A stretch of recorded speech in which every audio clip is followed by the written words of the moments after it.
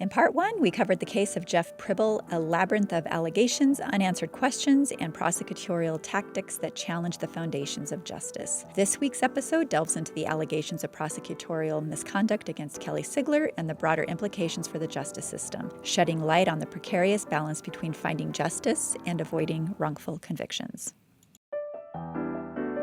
If ever your life could be a true crime podcast episode, then this podcast is for you. We're about to embark on a roller coaster of emotions, insights, survival, and stories about escape.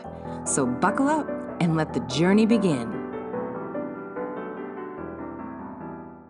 Hello, EscapePod listeners. Welcome back into the EscapePod. I'm Julie. I'm Charity. How's it going? Good. It's nice outside. Which is just if you love stifling heat. I love just heat. I know you do. Yeah, heat. I'm happy for you. I'm solar powered. Yeah. See, this is when This is when she thrives, Yeah. People. Thrives. Yeah. I just got my new car, the whole sunroof, Oh, the whole thing. And I'm just loving it. okay. Loving it. Yeah. There you go. What are you escaping from today? I am escaping from the progressive dementia my mother-in-law has. Yeah. Boy, that is just really, in the last 6 months, we've just seen it. Yeah. Yeah. No fun. No, fun it at is all. not. Well, I mean, she's been here for almost 6 months. I was taking her to an appointment yesterday, and she had told a friend that we haven't come to see her once since she's moved. And I'm like, good Lord, we are babysitting her constantly, right? And I said, how long do you think you've lived here? She said, at least a couple weeks. Oh. Like, oh, crap. So, and I've suspected that her concept of time is really skewed. So anyway, that's what I'm escaping. It's just really hard to watch. We don't know how to fix it. There's some memory meds. They're not working. I don't know what else to do. So I was going to say, I don't know that there is a fix. It's kind of part of life. Yeah. yeah. It amazes me, when you meet very old people who have crisp, clear, sharp. Yeah.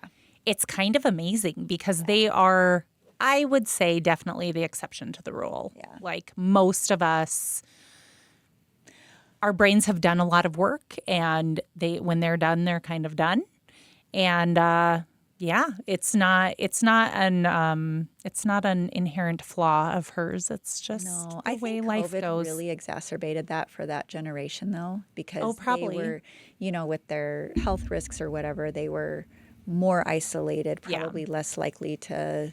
And I know they did. I mean, they sequestered a lot, and they weren't getting that social interaction, and they just weren't doing the things that kept their minds sharp. And my father's Alzheimer exacerbated during that time, and he never made it out. And here we are with now mother-in-law, and it just sucks. So it sucks. Sometimes that's the only way to describe something. Like it just, sucks. I'm sorry. Yeah. She was elderly. But I lost a friend. I learned yesterday she had moved away just a few years ago to be closer to family after her husband passed away. And I got that news last night. And the thing I'm struggling with is that we will probably be out of town when they do a memorial service for her. So I'm like, because I could probably use that closure with that person. She was one of my favorite people. So, and it's hard because she too had, she had moved away, and we did keep in touch a little bit, but just over time, less and less. And I am aware that she was not well, but it still was kind of a shock to get that message yesterday. So we're starting out on a real bummer of a note, and Julie. I'm just gonna tell you, I don't think it's gonna get better because this is the second part of kind of I don't know. Yeah, we're gonna jump into part 2 of this. So it's part 2 of Jeff's case, but we're gonna focus first on somebody else's case. Some of the things that are coming out about Kelly in potential prosecutorial misconduct in other cases. And then at the end, you can tell me what you think. Yeah. I'm really interested by the time we get through all this, like what you think with regard to Jeff's case we're actually dealing with here. So do you remember that nonprofit news organization I mentioned in the last episode, The Intercept? Yes. So they did a really deep dive into Kelly Sigler. That was really well done. So we always have our sources in our show notes, but I really want to give them a shout out because it was just top notch, very thorough. And the first case they zeroed in on in this situation was the disappearance of Margie Pointer in 1987. And this was near Alamogordo, New Mexico. Okay. So her body was discovered in the area some 17 years later. Having nothing to go off, the case remained unsolved for many, many years, right? So APD decided to recruit the help of the Cold Justice team. So Kelly Sigler and her team of experts. So they hit the town of Alamogordo. And this team consisted of herself, a former Las Vegas crime scene investigator. Can you imagine the action they've seen? And a retired homicide detective. Okay. And so the challenge with this cold case is that the statute of limitations for second-degree murder, which was 6 years, had expired. Okay. Okay, because they didn't find her body for 17 years, so statute of limitations expired. Don't get me going on statutes of limitations. Well, a lot of them for murder, now more and more, there are none in certain First degree. Right. Yeah. In certain cases, there's often, or certain charges. So second-degree murder, there is often. First-degree murder, it doesn't exist matter. in most Right. cases. Yeah. But from what I read on those difference, they at the time charged it as second degree because they didn't have any reason to believe it had been premeditated. But I don't know how you can apply a statute of limitations without a suspect or a motive or anything locked in. Like, how can you even say we're dealing with second degree or first degree? Like, how do you even? I don't know. Yeah. I mean, what do I know? Not. Seems a little illogical. So at any rate, because of the statute of limitations on the second-degree murder situation, their only recourse for Kelly and her team was to re-examine the evidence and see if they could possibly find enough to justify a first-degree murder charge, which would nullify the statute of limitations. That was their thinking, if they had any hope of finding justice for Margie Pointer. And the reason this was a cold case is because there was no crime scene. The body was found 17 years after the fact, potentially not. They don't know if she was murdered where she was found. There was no DNA because her remains had been entirely decomposed. The bones had been gnawed on by animals. So basically, they had to kind of construct a scenario that would make the prime suspect in her murder eligible for prosecution under first-degree murder charges by finding new witnesses who could show them that the murder was willful and deliberate. Okay. So premeditated, in other words. Yep. And think about that for a moment. Decades now after the fact, this team was going to attempt to find or, as some allege, create new witnesses to bolster their case. Cameras were rolling. The clock was ticking. They knew who they wanted to pin the murder on. They just needed a good witness or two. Cake. So the person who was the prime suspect in the case was one of Margie's coworkers, whom it was rumored she was having an affair with while her husband was deployed. They were both in the military. Okay. She and her husband were. And he was the last person she'd been seen with at a restaurant where, like, people would convene. They'd park behind the restaurant and then carpool to the military base where they worked. And there was a restaurant there. So that's where she was last seen with this same man that she was rumored to be having an affair with. Okay. So the day she went missing, this man was seen by friends close to where her bones were later found with some injuries, indicative of having been in some kind of scuffle. And that's what Kelly Sigler honed in on, that little fact. Okay. He had some scratches, like physical scratches, and those were enough to convince her that he was the guy who killed Margie. I was going to say, I think it's fair to be like, that's somebody we need to talk to. Absolutely. That's an interesting potential clue. Right. That in and of itself doesn't mean you killed somebody. No. That's a big leap. He also had a hurt thumb. We'll just wait. And Sigler was pulling, so they put forth this theory that the injury could have happened if, for example, Margie was being strangled and she's pulling up on Okay. the guy's thumb, Sure. trying to save her life. Sure. Okay. Okay, fighting for her life, that could do it. And the scratches, the defensive wounds and all that. Yeah. Yeah. That makes sense. I mean, I think it's a solid theory, right? Sure. It's a solid theory. They're not saying this is what's happened. They're proposing a theory, which Yeah. is what they need to do at this stage to try to move things Yes. forward. So because it takes around 90 seconds to strangle someone to death to them, that points to deliberate effort to kill her because it's 90 seconds. It's willful intention. Right. The Alamogordo Police Department took this theory to the DA's office, and they decided against seeking an indictment. But then Kelly said something super interesting to me. She said, quote, "Here's the good news. Your case is strong. Your case is great. It might be circumstantial. There's nothing wrong with that. It's ready to go right now." And I'm like, is it ready to go right now? You have a theory. Right. What do you have, Oh, yeah. What do you have backing up the theory? Anyway, so that just kind of gave me pause. Like, is that a possible glimpse into, thinking of the Jeff Prible case? Like, is this how she approaches her cases, backing up allegations of this misconduct? Maybe is that where it's coming from? And she became very well known on the show, and even before she was on the show, for weaving together circumstantial evidence into very compelling stories. It's claimed she can be pretty theatrical, which for some reason makes people think that there's more credibility behind her theories when she does this. I actually watched the episode on Margie Pointer. I didn't really necessarily see the theatrics in that case. She Okay. seemed very composed and just matter of fact, and here's what we're going to do.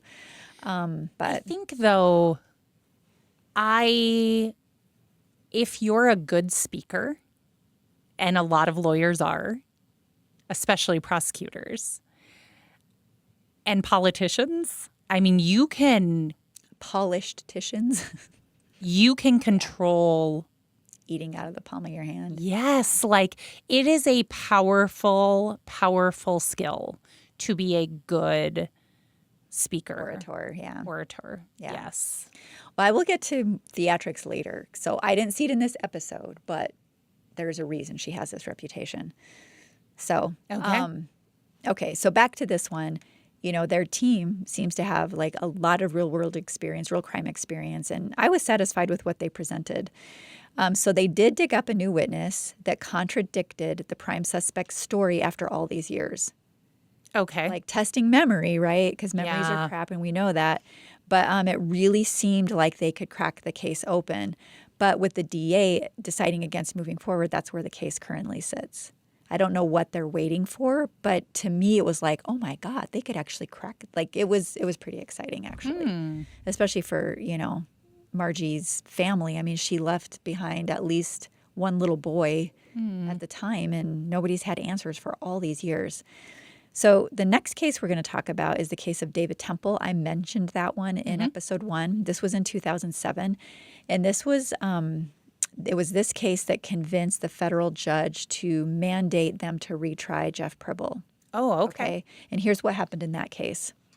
So high school teacher Belinda Temple was shot and killed in her home, and her husband David was convicted of the murder of his wife and unborn child and sentenced to life with the possibility of parole.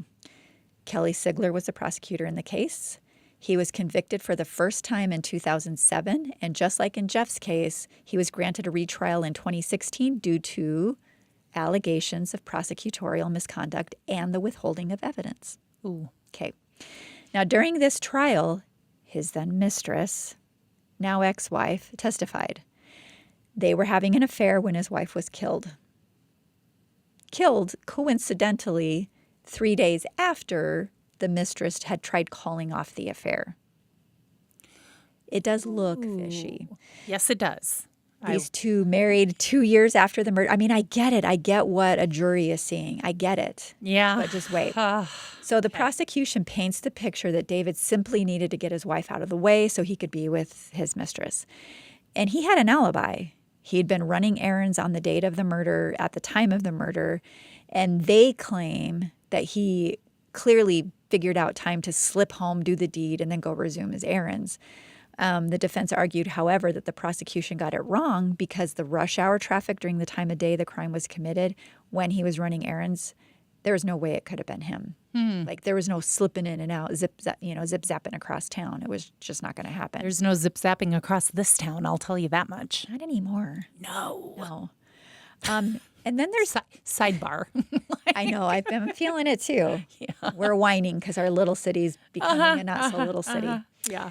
And there's the crime scene itself. So detectives thought it appeared to be staged to look like an attempted robbery, but nothing was stolen that they could find. So David comes home on this day. It's January 11th, 1999. He says he's got his little boy, 3-year-old son with him. He sees the back door glass broken. And immediately he's like, high alert, daddy mode. He takes his little boy to a neighbor's house across the street, goes back to check on his wife, and finds her unresponsive. Okay. So detectives initially thought the broken glass was a solid clue because where it had landed on the floor indicated to them that the door had been open when the glass was broken to look okay. However, the defense argues that it could have been shattered earlier, and then when you move the door, the glass falls out, right? Okay, yeah. Could be viable. And so when he, opens the door to rush to find if his wife is okay, she's pregnant, she's expecting a child, and who knows. And further, there was a TV that was toppled over, but it was still plugged in. So it's just kind of like laying there. A tray full of jewelry was just laying out in the open. Didn't appear anything had been taken. And the shotgun that had been used to kill Belinda bore no trace of David having fired it. None. Huh. So this is starting to look a bit like Jeff's deal. Mm-hmm. In fact, a gun just like the one used to kill Belinda, belonging to the next-door neighbor kid Riley's dad, was being hidden by one of Riley's friends when police found it. And Belinda, I said she'd been a high school teacher, and this kid Riley was truant a lot, and his little friends had like a little crime ring going on of robberies. So there were allegations that he killed her in retaliation for some sort of discipline. Okay. And the fact that he had a friend keep this gun hidden looked pretty incriminating. Yes, it does. Okay. Or at least worth spending some time investigating. Yeah. No. They may have been focused more on this kid if it had not been for the affair David was having with this other teacher. That did him in. Man, all of these. Keep in your pants if you're married. Just don't do right? it. Just don't do it. Yeah. What's the man's equivalent of a chastity belt? Keep the damn thing locked up because it never works out. Just come on. Well, it is kind of amazing, right? Because it just leads to all sorts of, there's just so many. Oh, yeah. Anyway. Yeah. I got fired up on that one. Like you're an idiot. If he's innocent. Right. I mean, he's still a husband, but come on, dude. So that's another lesson for those of you cheaters out there. Yeah. It could come back to bite you in a much bigger way. So just fair warning. Yeah. Fair warning. So in 2012, a new tip comes into the prosecutor's office indicating that there had been a similar break-in carried out by Riley's friends. And Stephen Clappert now is the investigator for the Harris County District Attorney's Office. He began to have doubts that David Temple was the one who murdered Belinda. Oh. So of his own accord, he starts digging into the case file. And that was when he discovered that there was evidence that had been withheld by, you want to guess? Mm-hmm. Kelly Sigler. Yeah. So in a 2015 ruling, State District Judge Larry Gist, I'm not sure how it's pronounced, found 36 instances of misconduct, primarily her failure to disclose or timely to disclose evidence. Just in that one case? Yes. Okay. Yep. And such as records about alternate suspect Riley Joe Sanders III, which is his full name, who a witness claimed confessed to murdering Belinda Temple. He ordered a retrial. Sigler testified, well, I'm not required to disclose evidence if I don't believe it's true. That was how she got around it. How do you argue with that? I don't know. And the judge did criticize this stance, but at the end of the day, his conviction was overturned. Okay. Okay. But then he was reconvicted and sentenced to life in prison in 2019. Ooh. So very much, I mean, he had the moment of I'm free, and then, oh, we're just kidding. Okay, so this case isn't about, or this episode's not about that case in particular, so I'm not going to go down that rabbit hole. But remember I also mentioned Hermio Herrero? Mm-hmm. Okay, so I want to talk a little bit about that case, because he's the one who's like, listen, this is like the same thing that's happening to me, right? So he was convicted in April 2002 for the 1995 murder of his friend Albert Guajardo in Houston, Texas. Sigler prosecuted. She secured a life sentence based solely on testimony from 2 jailhouse informants. Jesse Moreno, Okay. which I've mentioned, and another unnamed informant with no physical evidence linking Herrero to the crime. She does seem to have her favorites She behind does. bars. She does. Yes. That's So a she very relied. I mean, it's interesting. suspicious, right? It is very suspicious. So she relies on these informants from Beaumont Federal Prison, the same exact network used in Jeff's case, in fact, who claim Herrero confessed. They just it's a plug and chug. We've got our shtick. We just like, oh, we can smell like innocent. a formula. We smell the innocent ones because they come in like, man, I'm not supposed to be here. And it's like they sniff them out and then they're like, plug and chug. Next one, next. And they just get their sentences reduced. And some of them are getting their sentences reduced. So the lead investigator, Detective Curtis Brown, remember him? Mm-hmm. Okay. He testified there was no evidence implicating Herrero, yet Sigler's informant somehow convinced the jury. Oh. Yeah, even though he kind of stopped investigating in Jeff's case, he's like, no, there was no evidence in this case. But Kelly's good. Kelly's really good. Jeff's attorneys later alleged these informants were part of a coordinated snitch ring, offering fabricated testimony for sentence reductions. And her failure to disclose these benefits given to informants, like for instance, Moreno that I mentioned, his sentence was reduced from 78 months to 1 month. Ooh. And this was granted 2 months before Jeff's trial. That's a deep discount right there. That's a deep discount. Yeah. That would have been really good to know, I think, if I'm sitting on the jury in this other case. Yeah. Like, Do you know if they were allowed to know that? Because a lot of times they do get to bring that up. She failed to disclose it. Okay. Yeah. And this violated Brady by hiding incentives that could impeach informant credibility. So undisclosed records show Sigler discussed both Herrero's and Jeff's cases with these informants like Moreno and Nathan Foreman that I mentioned before, looking like she orchestrated their testimony. And these communications were hidden in her work product file, which prevented the defense accessing those files. So it's part of the case files, but they don't get to see it because it's her work product. It's not evidence. So I think it's just a Interesting. tomato kind of a thing. So you can see why these questions are being raised about her, I think, right? Yeah. I mean, I don't know the answer. I think, too, just having worked for many years in TV news and not documentary style, so I think there is definitely a difference. But, you know, people do act differently with the camera rolling. You know, one of the things I would try to tell people is kind of pretend I'm not here. You know, do your best because I haven't figured that one out we yet. can have a good conversation, and that's all we're doing. It just happens to be recorded. I'm really not here to make you look bad. That's not to say some people don't make themselves look bad in interviews, but I didn't go in hoping to Yeah. make somebody look bad. But ever. some people do. Ever. Some people do, but I don't think it's as many as a lot of people assume there is. But I just think a camera adds a new layer to like those. It's like you're sitting here naked.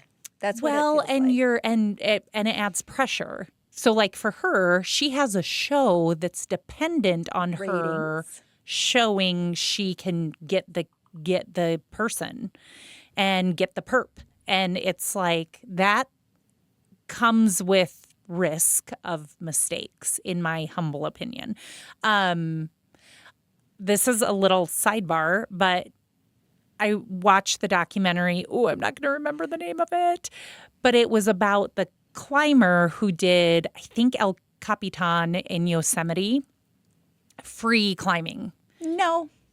No. I believe his name is Alex. But he had a documentary team who was following him because he was trying to break the previous record and to do it free climbing. And one of the arguments, it's not an argument, but one of the discussions that they had was, if you're not confident, are you going to keep going because there's a camera crew there? Right. And they had this whole discussion about nobody wants to be responsible for him making that decision based on us. And I thought it was super responsible of them because they're like, yes, we want to capture this, but at the same time, at what risk to him? Right.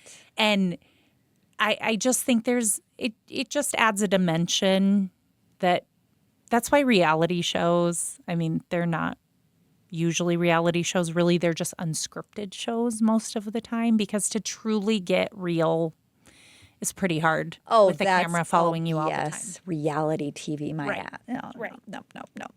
But, it's interesting. But I do think it would add a level of pressure that she would feel like she had to come up with something. And I think it sounds like she already had those tendencies pre-show. Well, I think she had plenty of practice pre-show. Yeah. Yeah, but that's also how she rose and got the reputation she did, which landed her it's very interesting. Mm-hmm. So, I mean, she had she had scored more than 60 murder convictions in Houston before the show, and 19 out of 20 death sentences she tried.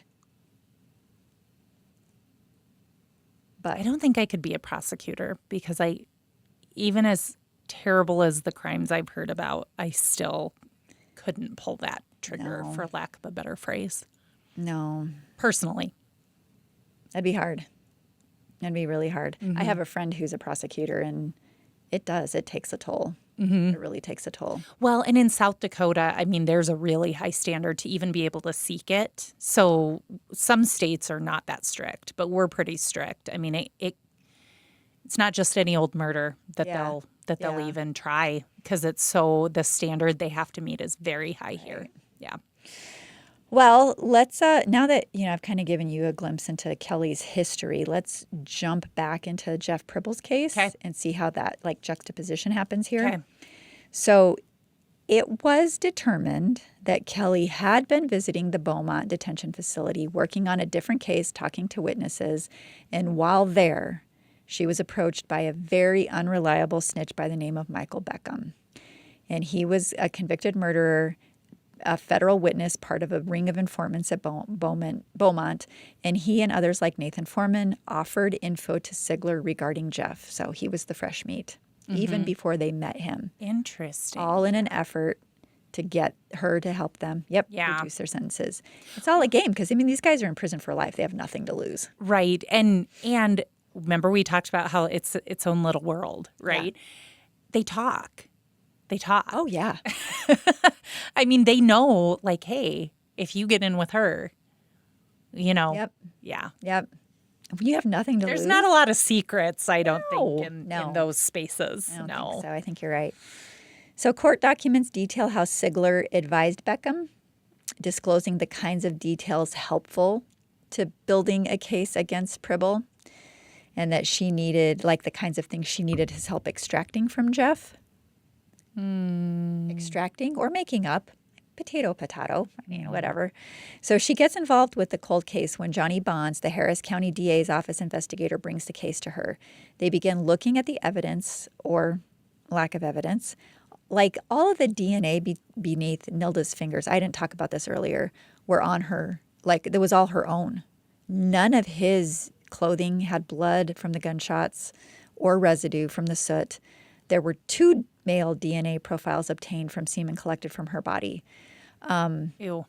You're not going to like this part. Sorry, but you have to know where it's coming from. So they were both vaginal and anal swabs. They showed sperm from her boyfriend, her fiance, and then the oral swab was tied to Jeffrey. Mm-hmm. And remember that her friends said she thought Jeff was creepy. Mm-hmm. Okay, so the DA's office at that time considered this weak circumstantial evidence, but Sigler, that's what she zeroed in on, claiming, that indicated that his statement about having an affair must be false because her friend said this. Again, her friends may have been lied to because Misled. Nilda may not have been wanting to admit or own that she was kind of had a thing for the creepy guy. I don't know. And it worked because August 29th, 2001, a grand jury indicted Prible for capital murder. Now, here's where the theatrics come in. And I can imagine with the evidence that was withheld about the semen, it can live for 72 hours. Mm-hmm. And they have put forth at this trial that it is immediately before or immediately after her death. And then she says something like this. Okay, quote, what kind of man can go in a house? Oh, wait, I'm sorry. This is a different quote. This is what she says. What's his name? Beckham. This is what she said Beckham told him, Prible said to him. Okay. Okay, sorry. I have another quote coming up. What kind of man can go in a house and take out a whole family and come out clean? That kind of person is a bad mother, and I'm that kind of mother. That's what he's saying that Jeff said about the situation. Okay. So that's his confession. Okay. Alleged confession. And again, we've already talked about Michael Beckham. He's an uncredible witness. There was never any proof. The trial lasted about 2 weeks, and in addition to those pieces of loose evidence we've already talked about, there was also the missing murder weapon. Sigler says Jeff used a .38 revolver, but the ballistics expert testified that the weapon had most likely been a 9mm. Detective Brown flat out admitted at trial that he'd never considered any other suspect outside of Jeff. And this despite testimony from a witness who lived next door to Jeff's parents where he lived, told the police she saw him with Steve arriving just before dawn the night of the murders. And that was consistent. Everybody else that they talked to was consistent with what Jeff told police. Everything. Except the deception on the polygraph, which was the affair. When Beckham testified, he openly stated his deal with the state that if his testimony was substantial enough in Jeff's case that the state could reduce his sentence. He also admits to seeking Sigler out, claiming she seemed skeptical at first, but after he spelled everything out that Jeff allegedly confessed to, she was convinced of his credibility. Okay. So it sounds like he's a very good orator, too. He mentioned Perhaps. So here's how he said it went down. Here's how they became friends and he became the confidant. Okay. He mentioned that Jeff approached him soon after getting imprisoned, seeking advice on his case. Okay. Of a convicted murderer. Right. Not a guy in a similar situation. Okay. I call that a bullshit right there. And he said that Jeff mentioned asphalt being good for hiding things when discussing the lack of a murder weapon. He wasn't in construction as far as I know, very convenient. He also claims that when he told Jeff, like, hey, man, I know what you did and I don't care, that's when Jeff spilled and said the bad murder, Okay. blah, blah, blah. Okay. So Jeff's attorney showed that Beckham had lied under oath in previous cases. He's Again, unreliable. And he has nothing to lose. What does he Nothing care? to lose. Doesn't care. He can lie. Yeah. It's probably fun to get out Yeah. from behind bars sometimes and Probably. go Put some hang out in clothes a on. courthouse for a Yeah. little while. Comb your hair. Probably nice. Brush your teeth. I don't know. Anyway, here's where things get even more interesting. The forensic analysis in the case that said the semen from both the anal and vaginal swabs from Nilda's body could be viable for 2 to 3 days, but he said he could not recall ever getting a partial male profile from an oral swab. Where did that come from? That should have been present at the first trial because it was the semen in her mouth, alleged semen in her mouth that tied. And now he's saying this? That he never got a sample? He just said he could not recall ever getting a partial male profile from an oral swab in all his years of experience. Huh. So what the heck? That was one key piece of evidence. This and then our alleged evidence and then this Michael Beckham testimony, which was all like, there were no witnesses to this. No one else party to the conversation. Like, this is what you're convicting a man to death on. Yeah. Like, give me a freaking break. It's terrifying. I'm never moving to Texas. I'll tell you that much. It is hot there. It's really hot there, but still not going to do it. Yeah. So that's how that part went. Now, I watched when I watched the episode on Margie Pointer, didn't show a lot of theatrics, like I said, but this next part certainly did in Prible's case. Okay. So here's the quote I thought I was reading earlier. Sigler said this to the jury. Nilda left this world with his penis in her mouth, knowing her husband was dead and hoping to God that her babies would survive the nightmare that is Jeff Prible. Ugh.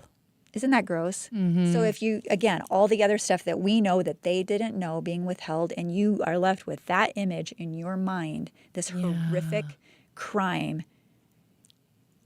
Yeah. It sucks because jurors, I think most of them go into it wanting to do a good job and wanting to fulfill justice, and they're manipulated by things like this. It's not right. Right. It is just not right. So, again, we've talked about the stuff she failed to disclose. We've talked about the fact that in Hermio's case, it was the exact same ring of informants. Mm-hmm. Like, how are these guys in the know on all the things? My God. Like, they're the oracles of prison or whatever. It's ridiculous.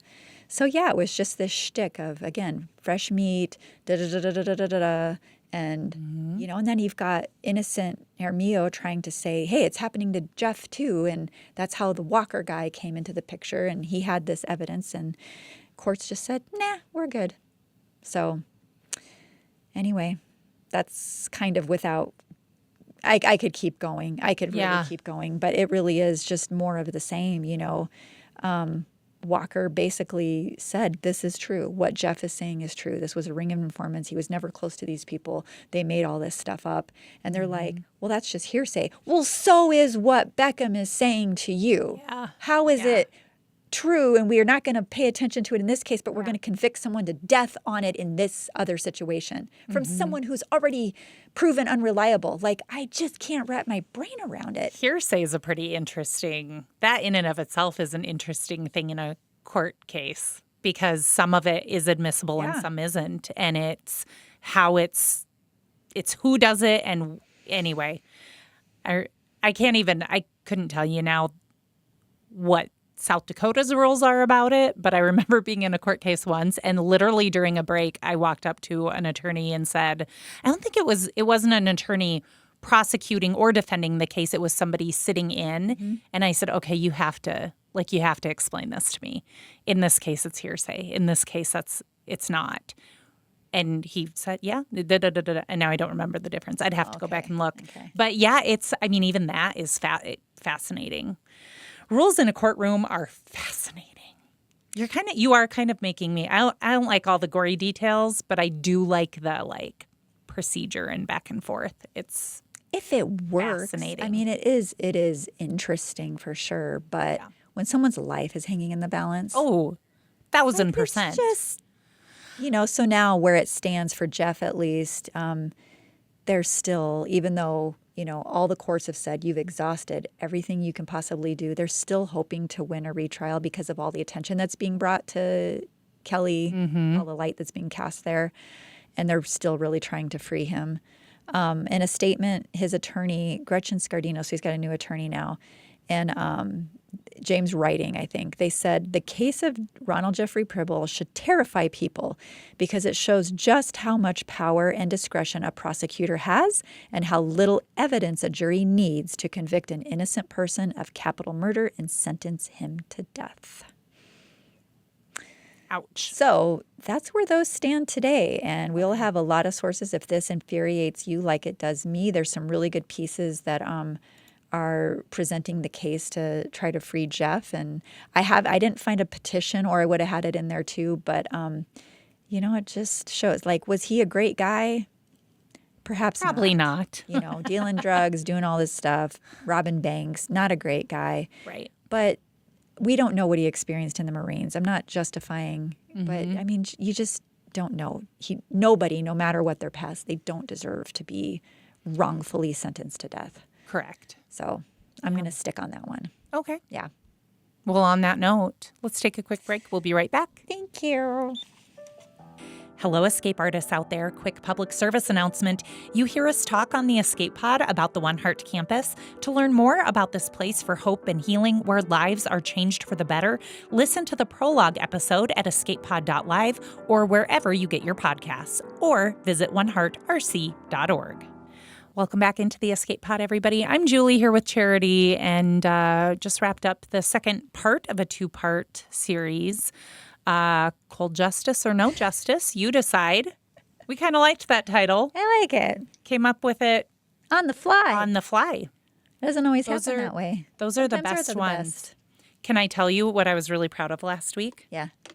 At our little coffee shop just down the block, they had the drink. I don't know anything about what's going in the drinks, but it involved banana and something else.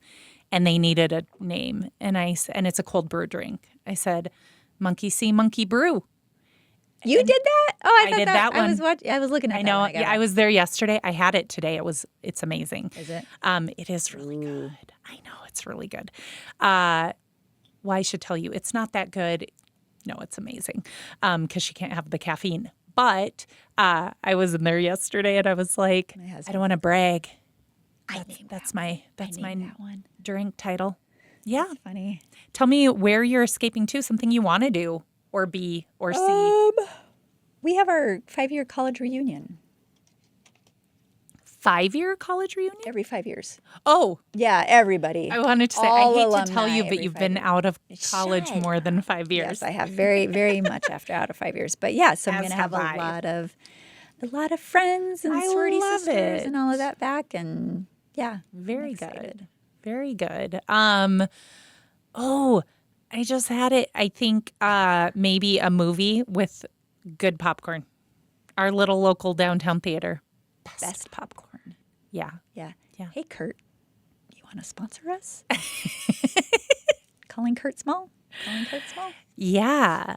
Oh my gosh, it's so good. And it's a fun place to go. So I think that's probably in our plans in the coming days. Are there any good movies out lately? So I don't really care because I'm there for the popcorn most of Have you the ever fallen time. asleep in a movie theater?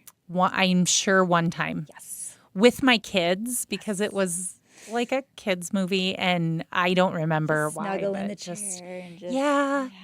Yes, and they do. They have comfortable seating, and yeah, I am sure that at one point it's not an often thing. Funny you mentioned that because last time my husband took the kids, they said Dad fell asleep about 2/3 of the way through. It was the day after his shift day. I'm like, and I said, I heard you fell asleep. I said, I thought that movie was kind of cute, and because it was a kids show, but they can be great. Oh, they can be good, yeah. And he's like, yeah, it was my nap time. I mean, it's like it didn't matter that it was cool and dark. I should That's all tell he you needs. this. This is total tangent, not related, but just watched a really interesting series.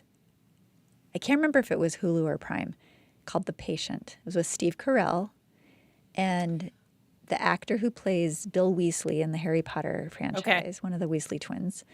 And it was really fascinating because the character, Sam, is a serial killer. Mm-hmm. He doesn't want to be a serial killer. And Steve Carell is the therapist. I thought so. That he taps I've heard to. of this. Yeah. And so this back and forth and ultimately, like, spoiler alert, sorry, but it's the point, is like he imprisons his therapist because like going to his office isn't working and his desire to kill somebody is escalating. And so he brings him to his house and chains him to the floor and keeps him there and wants to still have sessions. And it's just really interesting on that type of psychopathy. And Yeah. not that I've ever dealt with a serial killer in real life, but Right. it seemed pretty valid, like pretty authentic. Yeah, it was very good. Well, my recent obsession, I am not one to binge watch things, but the new season of The Bear on Hulu, restaurant, foodie. Oh, okay. I'm not a foodie at all, but it's a really good show. Yeah. There's a lot of family dysfunction, and the way they shoot and edit this show makes you feel the dysfunction and the tension and the chaos. It's that well produced. Some episodes kind of leave you like, ugh. But otherwise, I mean, there was one episode, one of the first seasons, where I like turned it off and I was exhausted because there was a lot of like family fighting. Yeah. And I was like, holy cow.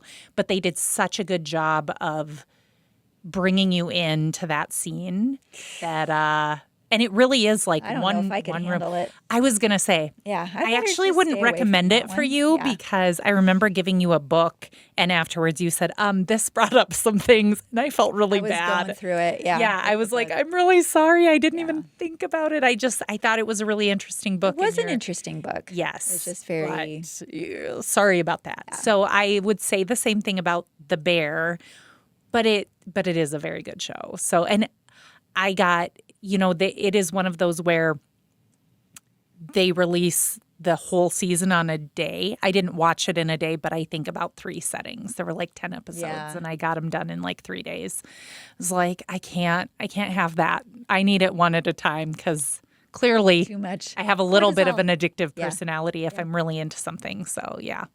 Okay. Well, thanks everybody for listening. We've been chatting plenty now, so we're gonna wrap it up. Sorry about that. We don't do that very often.